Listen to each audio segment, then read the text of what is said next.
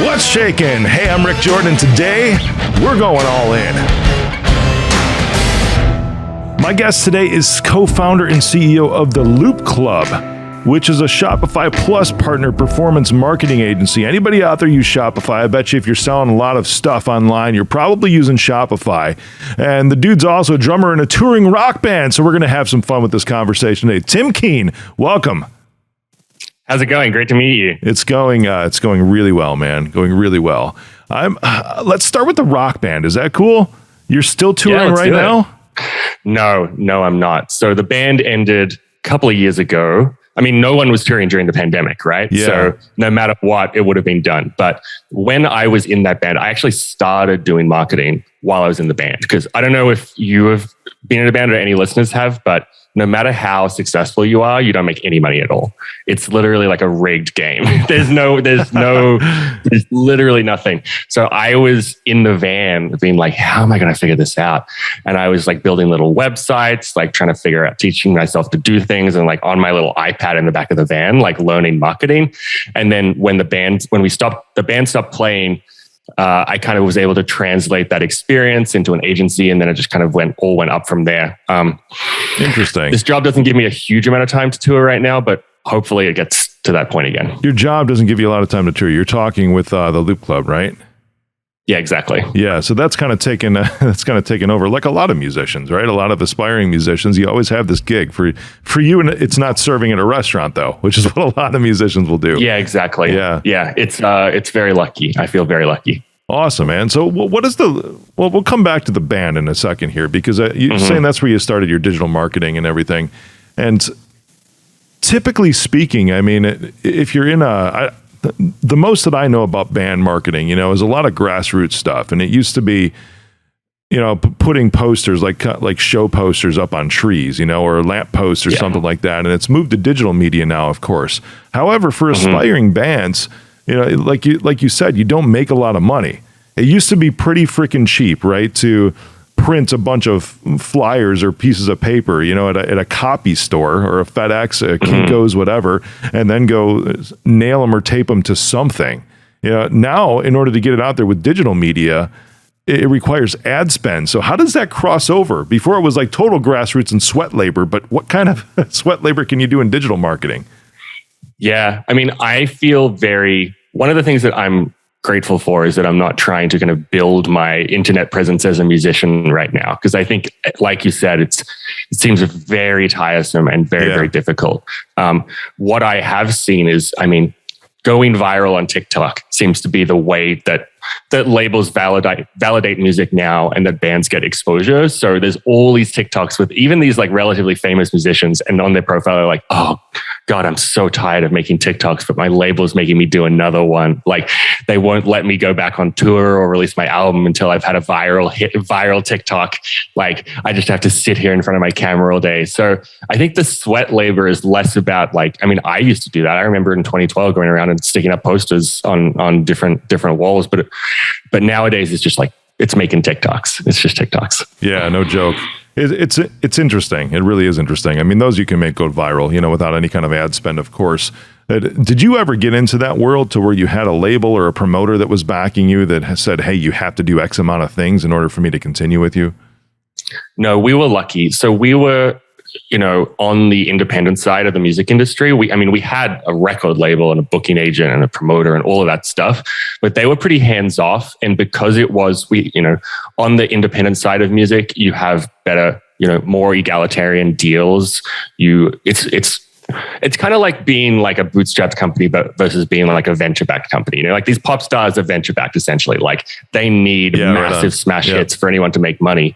And we're like, 50-50 profit splits. Like we only need to play slightly smaller rooms. Like our budgets were lower, but the break even is more, it's easier. Like, so we didn't really do that. And I think honestly for me, like when I was making music, I was just much more interested in making the music itself. And I think it's when I do this job and when I do in this career, it's much easier for me to separate those things because it's like, okay, I can figure out how to make money.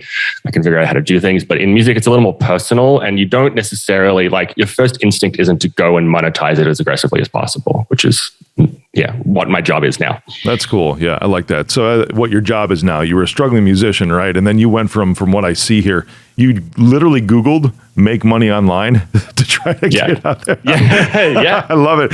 Absolutely. This isn't paying the bills. What do I do? Make money online. Yeah. Tell me, Google. What did you find, dude, when you typed that in? So the first thing that I did was I would do surveys for brands. I'm sure a lot of people have done this. I would do give us 30 minutes and we'll give you a $2.50 voucher if you tell us what you think about like Kellogg's cornflakes. And I was just sitting there like clicking through these surveys, trying to get like $3 deposited in my PayPal account. And I was like, look, if I'm going to be clicking all day anyway, like I need to make each click a little more valuable. Yeah.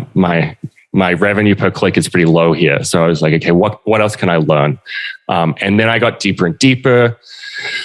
I did all kinds of stuff. I tried to do SEO, I tried to rank websites, try to build little WooCommerce stores. Like I really kind of like dabbled in a lot of stuff, and I got some traction eventually, like drop shipping, but all of that is a grind, and it's not a good way to actually make money. It's just a good way to learn the principles of this industry. You're really getting the real talk on this right now as far as making money online. And I appreciate that because, dude, I mean, I scroll through my feed on Instagram all the time.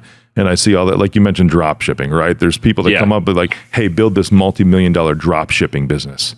Yeah, and this is, by the way, join my coaching program to do that, because I'm doing it. But there's a lot of effort that has to go into that in order to build that. It's not something that's overnight. It's not something that goes without its grind, as you say.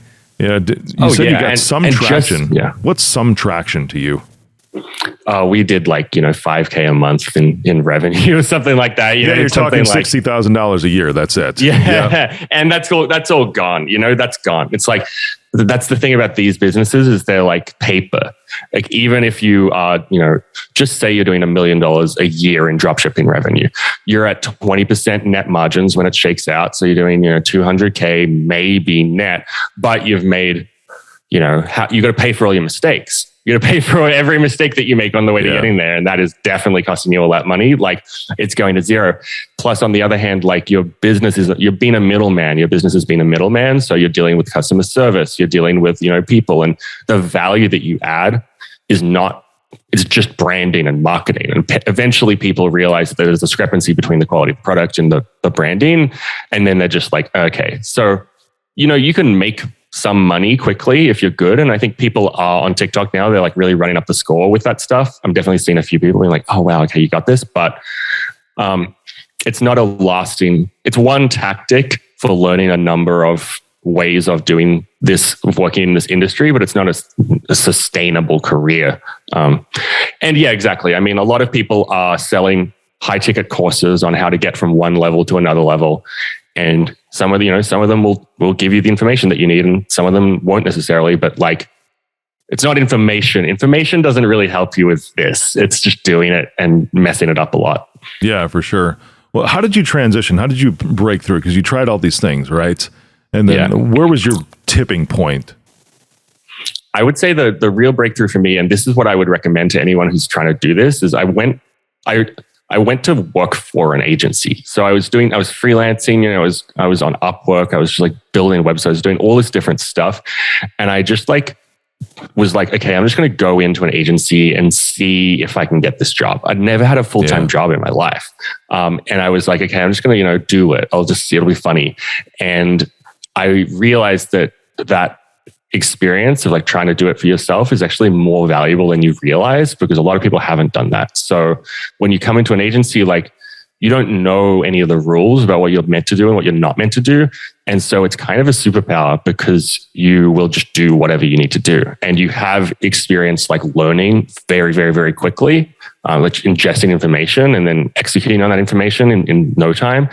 And so that was where I was like, oh my God, like I actually do know how to do this. And I was able to scale a couple of brands.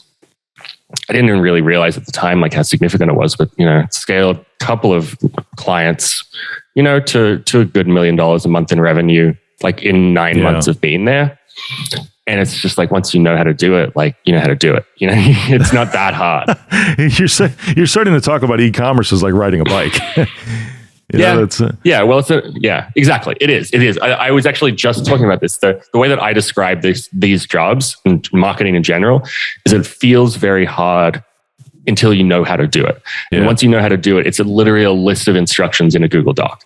And so the gap is like, okay, how do you learn those things? How do you understand when to apply any given tactic?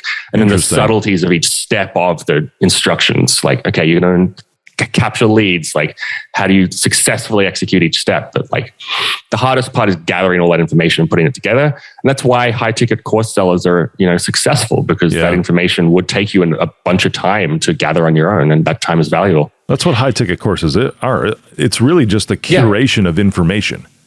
Exactly. It saves you. This is for anybody. I've never actually spoken about it in this way, and I appreciate you going here in the conversation today, because those courses, it's like, oh, I'm going to pay $5,000, $10,000, whatever it is, for this high ticket course, and it's always information that you can find out on your own in these high ticket courses. It will just take you a long time than just clicking on the site and putting in your credit card information. Then there it is. Right for you. Yep. It's a curation of information, and that is valuable, dude. It's incredibly valuable. I mean, I still pay for that. I still pay for curated information all the time. I'm in, I have 3 of my team in a Slack group that I pay $1,000 a month for. I have courses that I'll buy all the time, and everyone in this space who is serious is trading money to save learning time all the time.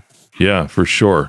That's incredible. So now you've got all this information, right? And you've done it and everything. You're a Shopify Plus partner. There has to be some kind of threshold or performance in order to achieve that status. Yeah. The Plus partner thing was a really big win for us. So Shopify Plus is obviously where the merchants who are most serious on Shopify are. I would say how we got there really was through our relationships in the ecosystem. Like, we take Shopify, as everyone knows, it's not just one app, it's a collection of you need to plug in a bunch of other stuff in order to run your store. So when you install Shopify, you still need, Klaviyo for email marketing, and Akendo for reviews, and like something for rewards, and like all these other systems that you need to build around it. And I've always been of the opinion, a lot of media managers, a lot of media buyers don't know that platform. They have spent their whole career just working in Facebook all day, and just doing the numbers. But I started, because I didn't know, no one told me that I wasn't meant to do that. Like, when I was growing, I spent a lot of time in Shopify and really learned the systems and really learned the apps and the plugins that could help a store very quickly. And so when I started running this agency, that was always just an easy part of the service offering is to add as a value add. So, I would tell clients, what apps to use and what apps not to use, and how to set up their funnels and how to set up their tracking and like all of that stuff. And there aren't that many marketing partners who can give you what is kind of technically development help, but like it lives in this middle ground between marketing and development. I think that was exciting to the Plus team. And then I would say the second thing that they were excited about was that we are early to TikTok, and that we built our business during the pandemic. I mean, I'm sure almost everything about performance marketing has changed in the last 2 years since, iOS 14, the pandemic, the way that ad platforms work, the way that e-commerce works is completely different now. And so these younger agencies have a totally different playbook from the older agencies and achieve results like with different techniques. And so they were definitely looking for agencies who are playing, in the new school. Yeah, no kidding. But when did you start the Loop Club? Because you're talking about there is a lot that's changed the last 2 years. Did you start before or during? No, we started this in, my first freelance client was April 2020. You were right at the beginning of all the changes then. Yeah, with iOS 14 and with the pandemic you're talking about. Yeah, exactly. iOS was this is good, dude. iOS came into you didn't have any old bad habits. Yeah, exactly. And it's actually been a huge thing for us. So iOS came into effect April 2021. I was writing about iOS 14 in January 2021, just back when no one was even thinking about it. 2020 was an interesting year. It was very easy to succeed in e-commerce, but the main problem was supply chain and inventory and all of that, and customer lifetime value. Like, people weren't coming back.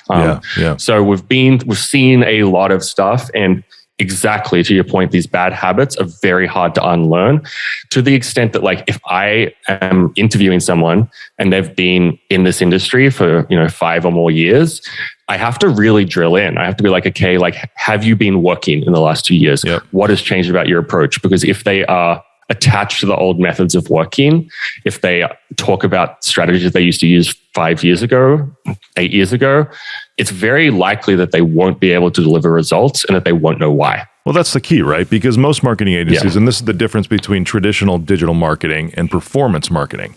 This is such a new world. And I've been saying this, for years now, even before iOS 14. It's like, why the hell isn't there a marketing agency out there that will just say what they're going to do, and then that's their metric, right? If they actually achieve the results, then they get paid. Rather than for just saying we're going to give you so many impressions, we're going to give you so many click-throughs and everything. It's like, that doesn't matter. If I don't make a sale, what does all the freaking impressions matter in the first place? Exactly. And I think I was very lucky to work at Mid6 when I did it. They were really at the forefront of performance marketing on Facebook, and especially in the 2015, 2018 era. They really were very, very good at it. And the best people there are some of the best people in the space for sure. And that's the focus. It's like, nothing else matters except for driving revenue. Absolutely nothing else matters. And when you can actually focus like that, it informs every single action that you take. And you end up just saying what you're going to do and then going to do it. And if you don't do it, you're just like, oh, we didn't do it. Here's why. And then you try to figure out another way around. But none of those other metrics really matter. No one cares how many impressions. At the end of the day, you can't bank impressions. Exactly. Yep. Or how many video plays, or, if they watch all the way through the video, when the drop-off point is. Sure, I think those are levers to help you reach your end goal. But that's not something to base success off of a campaign. I got in a fight yesterday on Twitter because someone asked the controversial question. That's the best line, by the way. I just got in a fight on Twitter. I got in a fight because someone was trying to stir the pot, and they asked a question which they knew would incite controversy. And the question was like, just say you write an ad, you post an ad, and it starts doing really well, and that ad has a typo in it. And it turns out that the typo is getting people to pay attention because it looks like a little wonky. Yes. And the question was like, do you turn it off or not? And immediately I was like, unless your whole job, unless your performance and your business's performance is measured on how many words we wrote accurately in an ad, like scale that forever, like to the moon. Like there's no circumstance where you would want to change that. And someone was like, well, you need to calculate the predicted, goodwill loss of having a typo. And I was like, no, you don't. You don't have to do that.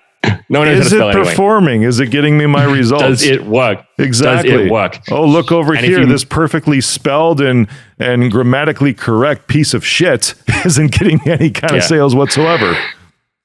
Yeah. And I think for me, why I feel this way is because I used to be a musician, and as a musician, you are constantly negotiating the distinction between your art project and your business, because you start doing it as an art project that is, aesthetically important to you, and you want it to look the right way, and you want it to feel like you. And then eventually, unfortunately, you start running a business because you have to manage, you're on tour all the time. Like you're trying to make a living off it. You're doing all this stuff. And in this job, this is not an art project for me. Like this is a business.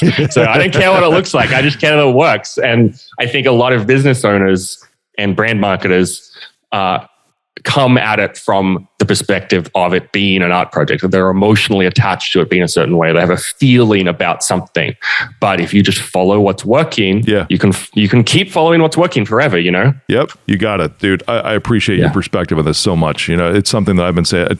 When I started building my personal brand 5 years ago now, that was one of the things. I'm like, what's wrong with all these agencies, Because they're saying, oh, we're delivering all these things. I'm like, but it's not doing for me what I actually need. So the performance side is, I'm so happy that things are going that way, just as an industry as a whole. And you're going to start to see some of these behemoths shift eventually, because dudes like you and Loop Club are going to start taking over the world. It's going to be interesting. Sorry. Good. No, you're good, man. I'm just getting excited. That's all. Well, obviously, performance-based marketing is not only around Shopify. Right? Do you have other areas that you dive into too, or is that just the niche you focus on? So we have a number of clients who aren't on Shopify. For the most part, they're bigger than Shopify. They're enterprise platforms. They've built their own front end. They're doing a whole other thing. I'm more than happy to work on those businesses. That's a great time for me. I love working on big businesses that have dedicated headless stores. They load fast. They are responsive. They do all these things. But for the average mid-market business, Shopify Plus is it's a great solution. It's ideal, and we have so much platform knowledge and so much ecosystem knowledge that it just makes it easy for us to win those deals all the time. But I would say more than that niche, we have started focusing on specific verticals even within e-commerce. We have a number of health and wellness and sports and outdoor brands. We know we can do a good job with them. The number of pet brands, we know we can do a good job with them. We have a number of kids and baby product brands. All of these verticals we have experience in. And then once you get experience in a vertical, it's okay, well, I know all of the content creators to call up. I know all of the copy that works. I know all the angles to use. I know you start to know the language of the vertical, and that's platform agnostic. I don't care if you're on Shopify because I know how to sell a supplement anywhere. Yeah. I love that, man. And you try to find, as you go through business too, this is something that I learned too, running businesses, is that you tend to start out not very verticalized. But then it just you end up gravitating towards things that you learn and whatever you settle on, and it doesn't really matter. I don't think many people go into, if it's an e-commerce business, thinking, my vertical is going to be pets, or pet products or whatever it is, or like me, my vertical is going to be law firms. That's not how you go into it. You go into it, especially going from a rock band, right? needing to make some money, or just broke, with two newborn twins, being like, I just need to put food on the table. I need to make sure that I have a roof over my head. So whatever money's going to come my way, that's good for me right now. And that's an okay place to start. As long as you have some sort of, you start to identify the signs along the way and say, you know what, I'm starting to become pretty adept at this niche over here. I think this is something I can focus. And there is that shifting point to where you start to let all the others fade away. And then you start to focus on what you're really, really good at, when you find what you're really, really good at. Exactly. And because you can charge high prices that way, because you are a specialist in that domain, you can be more certain that you can get results in that area. There was a really good tweet the other day that I really appreciated, which was someone was talking about, there's a left-handed stuff store online. I'm left-handed. I've never bought anything from a left-handed stuff store, but they were think about the left-handed stuff store. Yeah, exactly. I don't know the name of the store, but think about it, because they only sell stuff for left-handed people. What's the percentage of left-handers in the world? I can't remember. I knew it at one point. I think it's 10%. Yeah, it's low. I know that. Yeah, something like Lefties, the left-handed store, everything for the left-hander. So if you think about this store, everyone else, if you go to a normal store, you're going to buy a pair of right-handed scissors, inevitably. They don't even have to say right-handed scissors. But this store, by niching down, by only servicing left-handers, even though it sounds like they're giving up 90% of the market, right? They can charge higher, they can have a higher price point. They have more specialized knowledge. They have a moat around them, because someone else would have to, start a left-handed store. They can write messaging that is very, very specifically targeted to their audience, and they can gather up, instead of trying to get 2% of all of the right-handed scissors sales in the world, they can try to get 50% of all the left-handed scissors in the world and make so much more money. So I think it's such a perfect example of why niching works. I really enjoyed that tweet. That's awesome, man. Yeah, I love your perspective on this stuff. Now, there's a stat that I have. I'm curious, because then we can, this is something people need to hear, because I think we've covered the journey pretty well. I appreciate you being very real and human today about a lot of this too, because there's so much out there about marketing and e-commerce, and it's just a whole bunch of hype. I feel that there's a lot of hype. This is the real deal. Man, you are the real deal. Tim, I appreciate you. 90% of your clients have increased their revenue by at least 100%, right? Which means 90% of your clients have doubled their revenue. If I read that. I think probably in the last year that isn't as true anymore, but certainly in 2021 we were just running up the score. Absolutely. What attributed to that, man? What happened to where they're like, oh my God, Tim's a god? So, there's a few things that we do that are pretty fundamental. So most of our clients come to us looking to grow fast, right? So you already come in with the mindset, you already come in with the inventory and the preparation and the product market fit.